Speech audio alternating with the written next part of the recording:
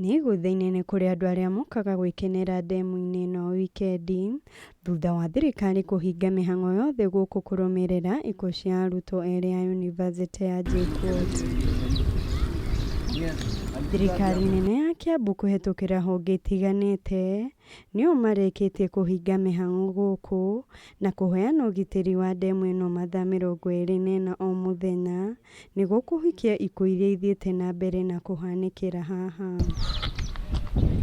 Ikuũ cia Dansfaith Matoke na mũruna we Abel Mekaya nĩcio itũmĩte honge ici kũngana na gũthũrima ũkinyanĩru wa handũ haha kwa ihinda rĩrĩ hakĩhingwo kaimana kũrĩ arĩa mokaga gwĩkenia.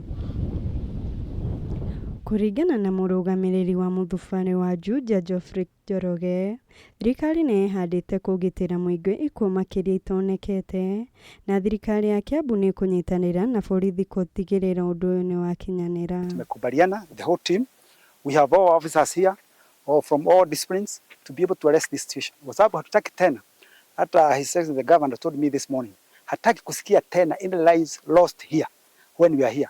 And that's why we have put the team together. And going forward, I know that what has happened in the past will be a history. Mama kĩhanĩkaga, bamĩrĩ ya Dansfaith Matoke nĩ ĩhoete ũteithio wa gũthika mwana wao, makiuga gĩkuũ gĩake kĩramakorire mateharĩirie na nĩ magũmĩirwo nĩ nditi.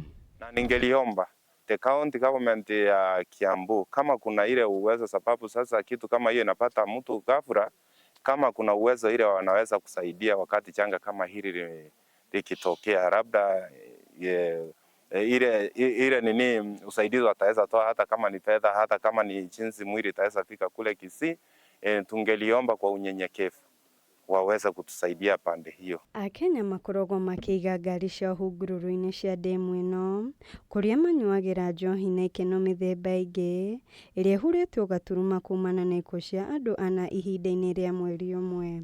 Handũ-inĩ ha Kameme TV njĩtagwo Nasiku wa Kahũngũ.